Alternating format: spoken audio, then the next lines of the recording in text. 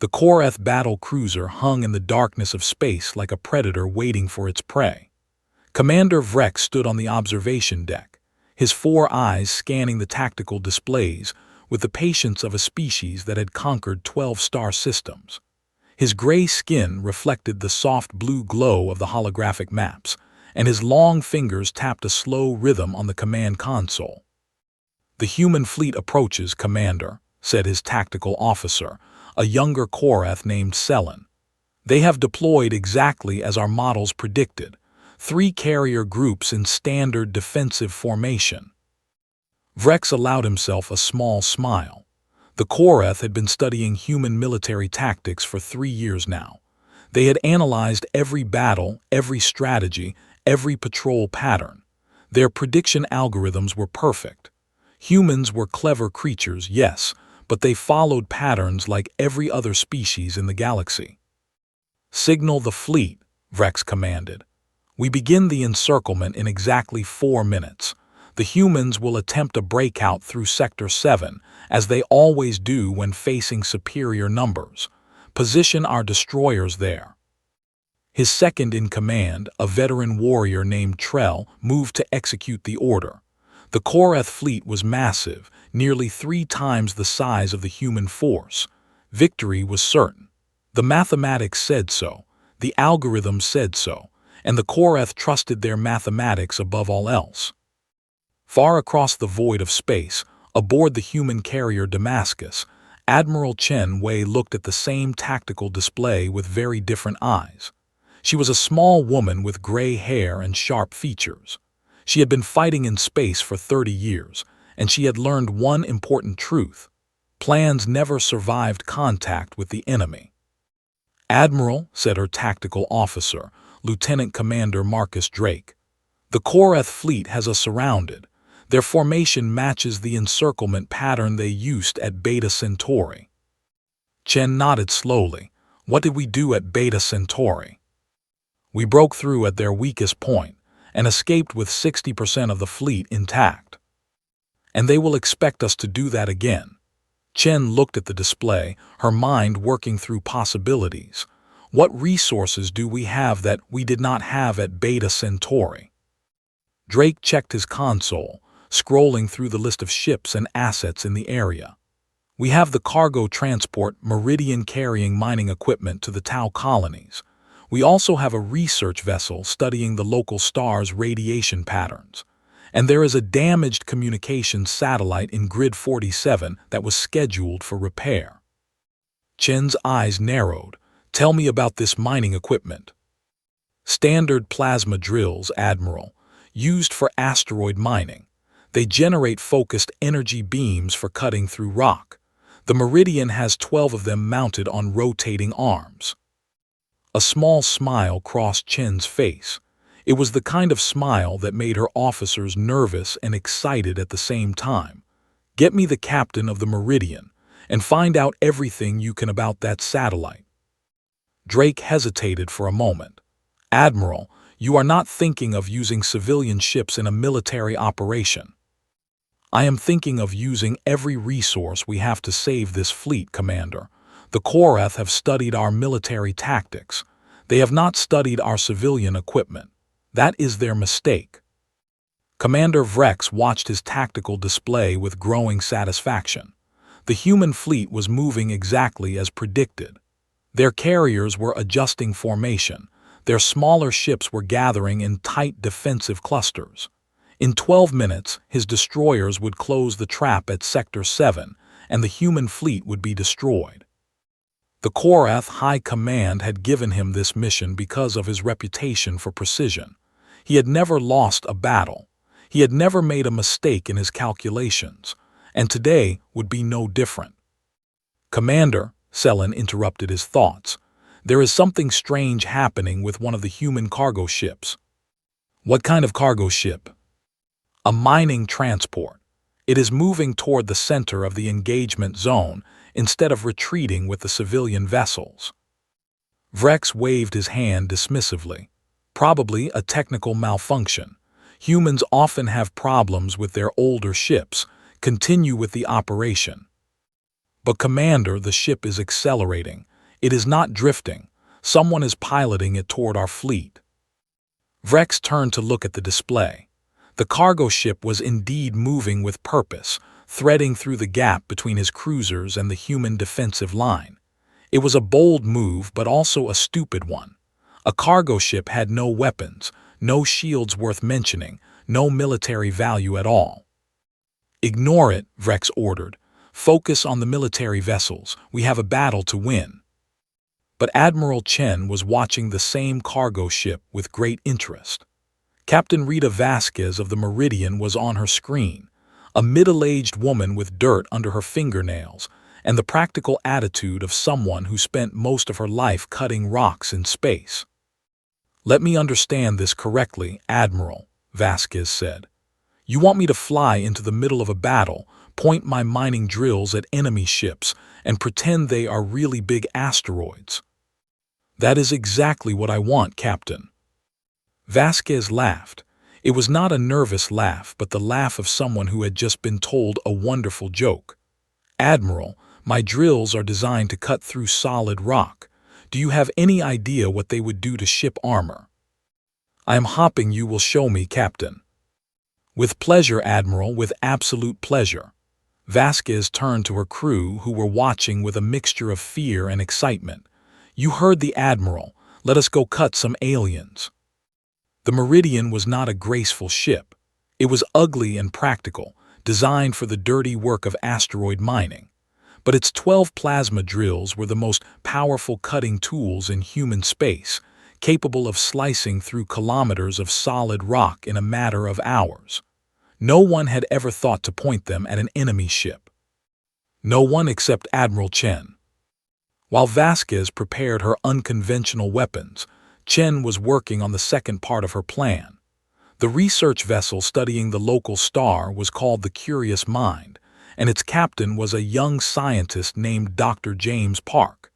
He had never been in a battle before, and his voice shook slightly when Chen explained what she needed.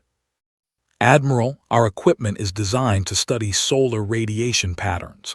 We cannot use it as a weapon." "I do not need a weapon, Doctor. I need a distraction. Can you use your equipment to create a radiation burst that would interfere with sensor systems?" Park was quiet for a moment, running calculations in his head. "I would need to overload several of our sensors. The burst would be temporary, lasting maybe 90 seconds, and it would blind our sensors as well as theirs." "That is all I need, Doctor. 90 seconds of blindness." "Admiral, I am a scientist. I have never been part of a military operation." Chen's voice softened. "None of us chose to be in this war, Doctor, but we are here now and I need your help. Will you give it?" Park looked at his crew, young scientists who had signed up to study stars, not fight battles. They looked back at him with fear in their eyes, but they also nodded. They would do what was needed. "Yes, Admiral, I will help." The final piece of Chen's plan involved the damaged satellite. It was a simple communications relay, broken and drifting in the void. But its engine still worked, and Lieutenant Commander Drake had a creative idea about how to use it. "If we push the satellite on a collision course with their flagship," Drake explained, "they will have to either destroy it or move. Either way, it creates a gap in their formation." Chen nodded. "Do it. And make sure the satellite is broadcasting loudly on all frequencies. I want them to think it is important." "What should it broadcast?" Chen thought for a moment. "Human music, something loud and distracting, something that will make them wonder what we are doing." Drake smiled. He knew exactly what to choose. Commander Vrex was starting to feel uncomfortable. The human fleet was not behaving as his models predicted. Instead of gathering for a breakout attempt, they seemed to be spreading out in random patterns. A cargo ship was moving toward the battle zone. A research vessel was doing something strange with its sensors. And now, a damaged satellite was heading directly toward his flagship, broadcasting what sounded like humans screaming over percussion instruments. "What are they doing?" he muttered. Selen checked his displays, his 4 eyes blinking rapidly in confusion. "I do not know, Commander. This does not match any pattern in our database. Then they are confused. They are making mistakes. But Vrex did not sound convinced. In his long career, he had learned that humans rarely made mistakes by accident. Commander, the satellite is broadcasting some kind of human audio signal.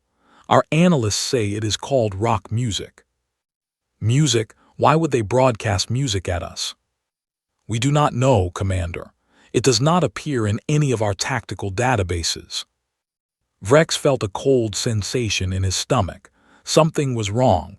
Something was very wrong. But his algorithm still showed victory. His mathematics still showed success. He had to trust the numbers. Destroy the satellite, he ordered, and prepare for the encirclement. We proceed as planned. But as his destroyers moved into position, Admiral Chen was watching and waiting. All the pieces were in place. The trap was set, and the Koreth had no idea what was about to happen. All units, she said quietly into her communicator, execute plan on my mark. She counted down in her head, 3, 2, 1. Mark! And the battle changed completely. The first indication that something had gone terribly wrong came when Commander Vrex's tactical display started showing impossible data. The cargo ship that he had dismissed as irrelevant was now projecting 12 high-intensity energy beams toward his nearest destroyer. Commander, the cargo ship is firing. Vrex turned to look at the display, his 4 eyes widening in disbelief.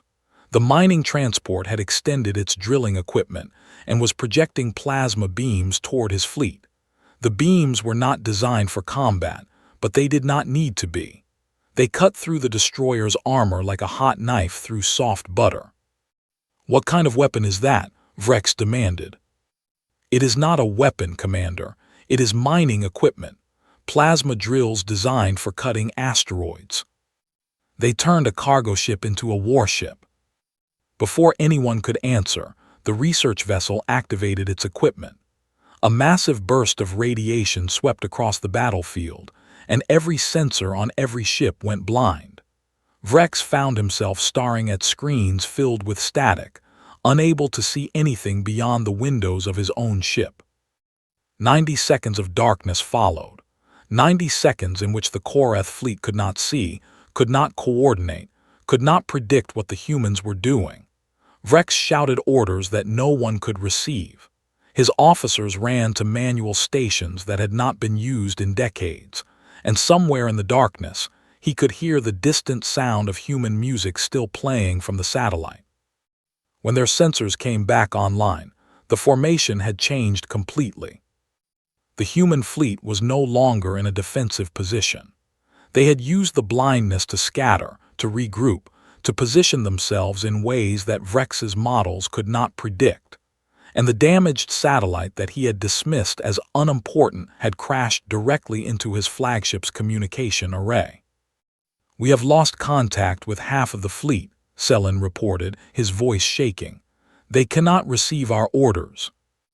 Admiral Chen's voice crackled across the communication channels, broadcasting on frequencies that the Koreth could not block. Commander Vrex, this is Admiral Chen Wei of the Earth Defense Force. You have studied our tactics very carefully. You know everything we have done in the past, but here is something you did not learn. Humans do not fight the same battle twice. We change, we adapt, we invent. Vrex gripped his command console with white-knuckled fingers. His perfect plan was falling apart, and he did not understand why. He had analyzed thousands of human battles. He had prediction algorithms that worked with 98% accuracy. How could he have been so wrong? The answer was simple, but it would take Vrex many years to understand it fully. He had studied what humans had done. He had not understood that humans made their decisions in the moment, creating solutions that did not exist until they were needed. His algorithms could predict the past. They could not predict the future of a species that invented its future one crisis at a time. The battle continued, and the humans continued to surprise him. A maintenance shuttle loaded with engine coolant crashed into a Koreth cruiser, causing its weapons to overheat. A group of fighters used the radiation from the local star to hide their approach, attacking from an angle that should have been impossible to navigate. Even the escape pods from damaged human ships were modified, turned into makeshift missiles that damaged several smaller Korath vessels. Captain Vasquez and her mining ship became the unexpected hero of the battle. Her plasma drills cut through 3 destroyers and damaged 2 cruisers before a lucky shot finally disabled her engines. But even then, she did not stop fighting. She pointed her last working drill at the nearest Korath ship and kept cutting until her power cells were empty. "Admiral," she reported, "the Meridian is dead in the water, but we gave them something to remember us by." "You did more than that, Captain. You showed them that we will use anything we have to win. Rescue shuttles are on the way." By the time the battle ended, Vrex had lost 40% of his fleet. The humans had lost only 20% of theirs, and among the Korath High Command, a new phrase was being whispered: human unpredictability. Commander Vrex survived the battle, but his confidence did not. As his damaged cruiser limped back to Korath space, he stared at his tactical displays for hours, trying to understand what had happened. He had all the data. He had all the patterns, but the humans had done things that existed nowhere in his database. They had invented solutions during the battle itself. They had turned cargo ships into warships, research equipment into weapons, broken satellites into missiles. They had used music as a distraction and blindness as a tactical advantage. Nothing they did made sense according to Korath logic, and yet they had won. 3 months after the Battle of Tau Ceti, Vrex received a new assignment. The Korath High Command had decided to change their approach to the human problem. Instead of trying to predict human behavior, they would try to understand it. And Vrex, with his experience and his defeat, was chosen to lead the new initiative. "Learn how they think," his superiors ordered. "Find the source of their creativity. Discover why they can do what no other species can do." Vrex accepted the assignment with mixed feelings. He had spent years trying to defeat humans through analysis and prediction. Now he was being asked to understand them in a completely different way. It felt like admitting defeat before the battle began. But as he began his research, reading human history and literature and philosophy, he started to understand something important. Humans were not creative because they chose to be. They were creative because they had to be.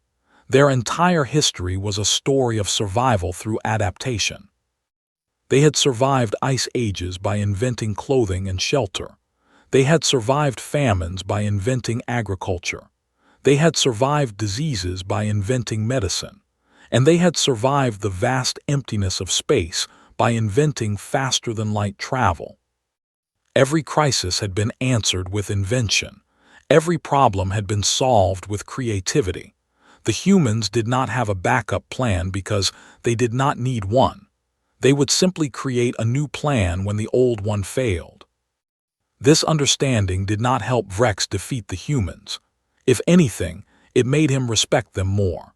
And respect, he learned, was a poor tool for military commanders but an excellent foundation for something else entirely.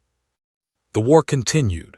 More battles were fought, and each time the Korath brought new predictions and new algorithms, and each time the humans found new ways to surprise them. At the Battle of Sigma Prime, a human commander used hospital ships to carry hidden fighters past Korath sensor networks. At the Battle of the Nebula, a human engineer modified communication arrays to project fake ship signatures, making the Korath think they faced a fleet twice the actual size.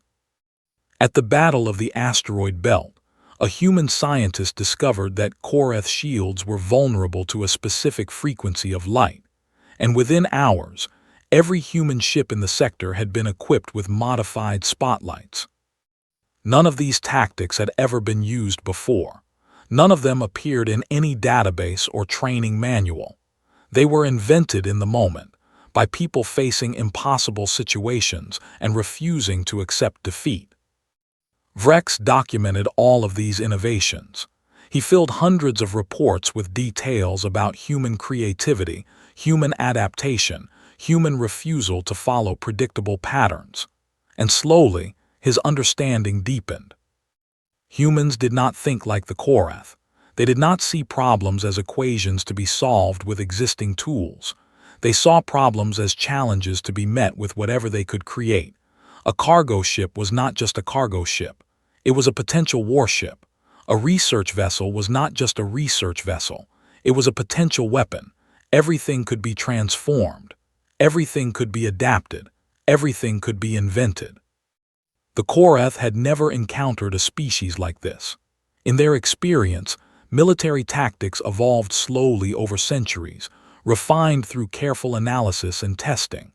Weapons were designed by specialists and manufactured by factories. Strategy was determined by algorithms and executed by trained soldiers. But humans changed everything in real time. A pilot could modify her fighter in the middle of a battle. An engineer could invent a new weapon using spare parts from the engine room. A commander could develop an entirely new strategy based on nothing more than a cargo manifest and a broken satellite. This was not war as the Korath understood it. This was improvisation. This was creativity. This was chaos. And the Korath could not compete with chaos. After 5 years of study, Vrex submitted his final report to the High Command. It was not the report they expected. Instead of recommendations for new algorithms and better predictions, he offered a single conclusion. Human behavior cannot be predicted because it does not exist until the moment of action. They do not select from a database of known solutions. They create new solutions from available resources. To predict their behavior, we would need to predict every possible combination of every available resource in every possible situation. This is mathematically impossible. Therefore, I recommend that we stop trying to predict humans and start trying to understand them instead. The report was not well received. Many in the High Command dismissed it as the excuse of a failed commander. Others saw it as surrender disguised as wisdom. But a few read it carefully, and they began to think about the war in new ways. One of those who read the report was the Korath Supreme Chancellor, an old veteran named Korvax who had fought in more wars than most Korath had lived through. He summoned Vrex to his chambers and asked him a simple question. If we cannot defeat them through prediction, how can we defeat them at all? Vrex thought carefully before answering. I do not believe we can defeat them, Chancellor. Not in the way we have been trying. Every battle teaches them something new. Every defeat makes them stronger. They do not break under pressure. They adapt. Then what do you suggest? I suggest that we stop trying to defeat them and start trying to understand them, not as enemies but as something else, as a species that has something we lack, as a potential ally rather than a target. Korvax was silent for a long time. Then he nodded slowly. You may be right, Commander. You may be the first Korath to truly understand what we face, and perhaps that understanding is more valuable than any victory. The war between the Korath and the humans lasted another 2 years. Vrex returned to active duty, but his approach had changed. He no longer tried to predict human behavior. Instead, he tried to adapt to it. When humans surprised him with new tactics, he did not panic. He observed. He learned. He changed his own plans in response. It was not the Korath way. His fellow commanders thought he had gone soft, corrupted by too much contact with human thinking, but his record improved. He lost fewer ships. He achieved more objectives, and slowly others began to follow his example. The turning point came at the Battle of the Crossroads, a critical junction where 3 major trade routes met. The Korath fleet was larger and better armed. The human fleet was outnumbered and outgunned. By every calculation, the Korath should have won. But Admiral Chen Wei was there, now commanding the entire human 7th Fleet, and she had a plan that no one could have predicted. Instead of fighting, she surrendered. Not truly surrendered, of course, but she sent a message to Commander Vrex offering to negotiate. She proposed a temporary ceasefire while they discussed terms. And Vrex, who had spent 7 years trying to understand humans, recognized the opportunity. "She is stalling," his officers insisted. "She is buying time for reinforcements." "Perhaps," Vrex replied. "Or perhaps she sees what I see, that this war cannot be won by either side, that we will keep fighting and dying until there is nothing left to fight for." He accepted the ceasefire. He met with Admiral Chen aboard a neutral station. And for the first time in the history of their two species, a Korath and a human sat down not as enemies, but as two beings trying to find a way forward. "You are not what I expected," Chen said. "Neither are you," Vrex replied. "I have studied your people for 7 years. I have watched you turn cargo ships into weapons and music into distractions. I have seen you invent solutions that no algorithm could predict, and I have learned something important." "What is that?" "That we cannot defeat you, not because you are stronger or smarter or better armed, but because you will never stop inventing. You will never stop adapting. You will never stop creating new ways to fight, no matter what we do." Chen nodded slowly. "And what have you learned about yourselves?" Vrex was silent for a moment. "We have learned that our greatest strength is also our greatest weakness. We trust our algorithms. We trust our predictions. We trust our mathematics. But the universe is not a mathematical equation. It is chaos, and chaos rewards those who can adapt." "Is that why you agreed to meet with me?" "Yes, because I believe that if we keep fighting, we will both lose. But if we can learn from each other, if we can combine our precision with your creativity, perhaps we can both survive." The negotiations lasted for 3 months. There were setbacks and arguments, moments when it seemed like war would resume.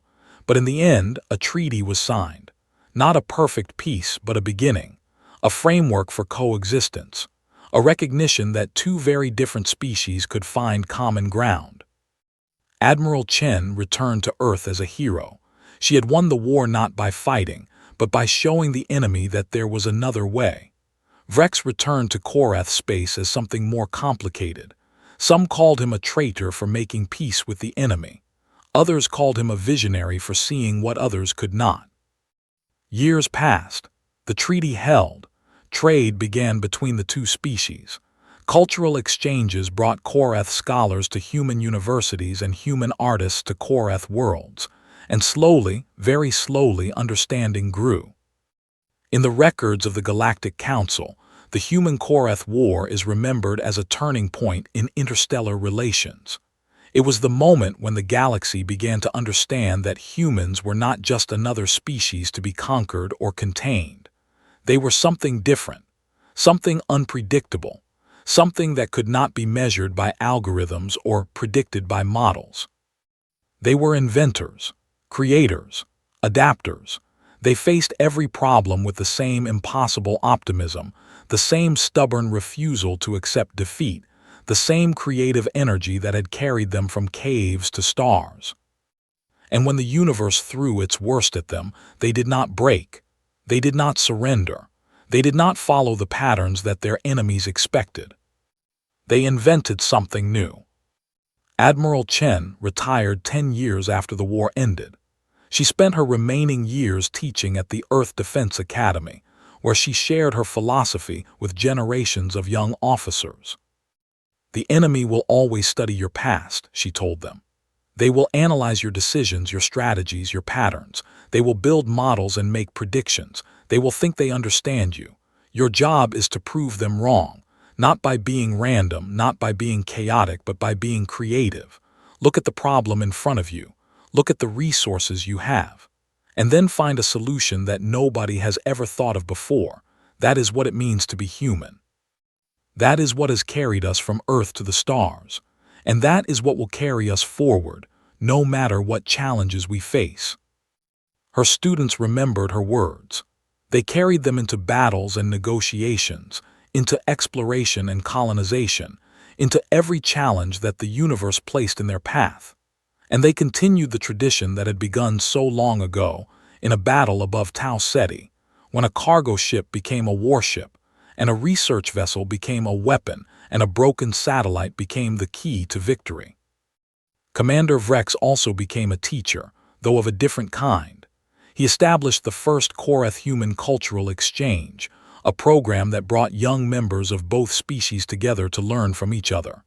His students were taught not just tactics and strategy, but creativity and adaptation. They learned to question their algorithms. They learned to improvise. They learned to think in ways that the Koreth had never thought before. "The humans taught me something important," he told his students. "They taught me that the universe is not a puzzle to be solved with algorithms and predictions.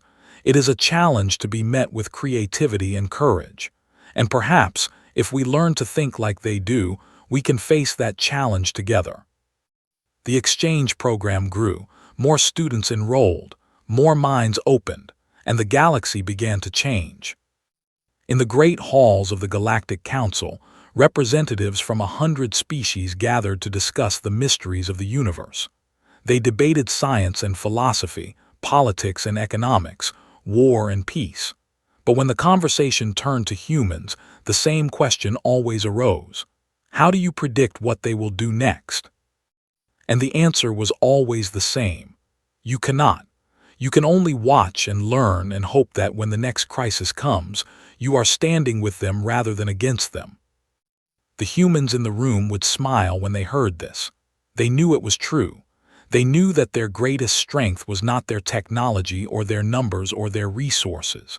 Their greatest strength was their ability to look at an impossible problem and say, "Well, we have never solved anything like this before. Let us figure it out." And then they would, every time without fail. Because humans did not accept defeat. They did not accept limitation. They did not accept the idea that any problem was truly unsolvable. They just invented a solution, during the battle, during the crisis, during the moment when everything seemed lost. That was when humans were at their best. That was when their creativity burned brightest. That was when they proved, again and again, that the universe had never seen anything quite like them. Captain Rita Vasquez was eventually rescued from her disabled mining ship. She received medals and honors, but what she treasured most was a letter from Admiral Chen that simply said, "You reminded the galaxy what humans can do. Thank you." Vasquez returned to mining after the war, but she never forgot her moment of glory. She kept a piece of Koreth armor on her desk, a trophy from the destroyer she had cut apart with her plasma drills. And whenever young miners asked her about the Battle of Tau Ceti, she would smile and say, "I just pretended they were really big asteroids." Dr. James Park continued his research into solar radiation patterns, but he also became an advocate for military scientific cooperation. He argued that scientists and soldiers should work together more closely, sharing knowledge and resources. His radiation burst technique was refined and improved, becoming a standard tool in the human military arsenal. "We did not invent a weapon," he often said. "We invented a new way of thinking. That is what humans do." The curious mind was eventually decommissioned and turned into a museum ship. Visitors can walk through its corridors and see the equipment that Park used to blind the Koreth fleet. Children touch the control panels and dream of their own moments of creative glory. And somewhere in the vastness of space, the tradition continues. Human ships face impossible odds. Human commanders look at their resources and see possibilities that no one else can see. Human engineers modify equipment for purposes it was never designed to serve. Human soldiers adapt and improvise and invent. The Koreth watch with a mixture of fear and admiration. They have learned that they cannot predict human behavior. They have learned that algorithms and models will always fail against a species that invents its own future. And they have learned, perhaps most importantly, that there are worse things in the universe than having humans as allies. The story of humanity is still being written. New chapters are added every day, filled with inventions and discoveries, challenges and triumphs. The Korath were the first to learn what happened when they tried to predict human behavior. They were not the last. But perhaps, in time, the galaxy learned to see human creativity not as a threat to be feared, but as a gift to be celebrated. Perhaps they learned that the best way to face an unpredictable universe was not with rigid plans and perfect predictions, but with flexibility, adaptation, and the willingness to invent new solutions when the old ones failed. Perhaps they learned to be a little more human. And if they did, if the galaxy learned to embrace creativity and courage and impossible optimism, then perhaps the future would be brighter than anyone could predict. Because in a universe full of challenges, there was no greater advantage than the ability to face each one as if it had never been faced before. That was the lesson of Tau Ceti. That was the legacy of Admiral Chen. That was the truth that Commander Vrex finally understood after years of study and reflection. Humans did not fight with tactics that could be analyzed. They fought with creativity that could not be measured, and that made all the difference. The last word in this story belongs to Admiral Chen, who wrote one final entry in her journal before she died, surrounded by family and former students. I have lived a long life. I have fought many battles. I have made many decisions, some good and some bad. But if I have learned one thing in all my years, it is this: the universe will always surprise you. It will always throw problems at you that you have never seen before. And the only way to survive is to be willing to invent solutions that have never existed before. That is what we did at Tau Ceti. That is what we will keep doing as long as there are humans in the universe. We will look at impossible situations and refuse to accept that they are impossible. We will take what we have and turn it into what we need. We will invent our way forward, one crisis at a time, because that is what humans do. That is what we have always done. And that is what we will always do. Her words were carved on her memorial stone, where they remain to this day. And every year, on the anniversary of the Battle of Tau Ceti, human ships gather in that sector of space to remember what happened there. They play rock music over their communication arrays, in honor of the broken satellite that helped win the battle. They fire their plasma drills in salute, in honor of Captain Vasquez and her mining ship. And they read Admiral Chen's final words aloud, a reminder of who they are and what they can do. The Korath send representatives to this ceremony now. Vrex attended every year until he was too old to travel. He would stand among the humans, his gray skin and 4 eyes marking him as different, and he would listen to the stories they told. And he would remember the day when he learned the most important lesson of his life. You cannot predict an enemy that invents its own future. But you can learn from them. You can grow alongside them. And perhaps, if you are very lucky, you can become their friend. The universe is vast and full of challenges. But as long as humans face those challenges with creativity and courage, as long as they refuse to accept that any problem is unsolvable, as long as they keep inventing solutions in the heat of battle, there is hope for all who travel the stars. Because humans do not follow patterns, they create patterns. They do not accept limitations, they overcome them. They do not fight with what they have, they fight with what they make. And that is something that no algorithm can predict. That is something that no enemy can prepare for. That is what makes humans unique in all the galaxy.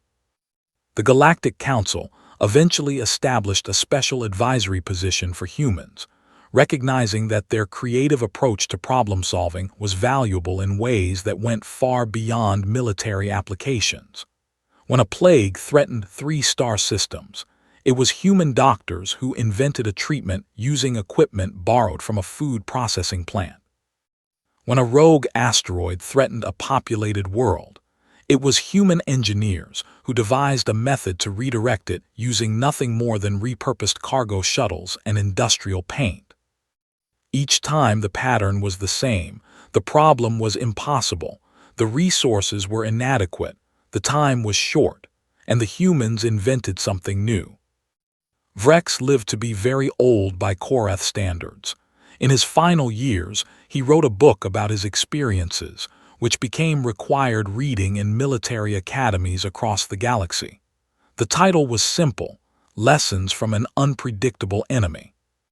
The final chapter of his book contained a warning and a hope. To all commanders who may face humans in battle, do not try to predict them. You will fail. Instead, watch them, learn from them. Understand that they do not see the world as you do. Where you see limitations, they see opportunities. Where you see defeat, they see challenges. Where you see the end, they see the beginning of something new. If you must fight them, fight with respect. If you can ally with them, ally with gratitude. And if you can learn from them, learn with humility. Because the humans have something that we do not. They have the ability to look at any situation, no matter how hopeless, and believe that they can find a way forward. And that belief, more than any weapon or tactic, is what makes them dangerous. That belief is what makes them valuable. That belief is what makes them human. His words echo through the centuries. They are quoted by commanders and scholars, diplomats and scientists. They are remembered whenever a species faces a challenge that seems impossible, whenever someone looks at their resources and wonders how they can possibly succeed. And they are remembered most of all on the anniversary of the Battle of Tau Ceti, when human and Korath ships gather together in the darkness of space, and the old stories are told once more. That is why Xeno commanders cannot predict human creativity. Because we invent solutions during the battle, during the crisis, during the moment of desperation. That is when we are at our best. That is when we show the universe what we can do. That is when we prove that nothing is truly impossible for a species that refuses to stop inventing. And the universe has learned to pay attention. The stars are vast, the challenges are endless, but as long as there are humans to face them, there will always be hope. Because humans do not give up. Humans do not surrender. Humans invent. And that changes everything.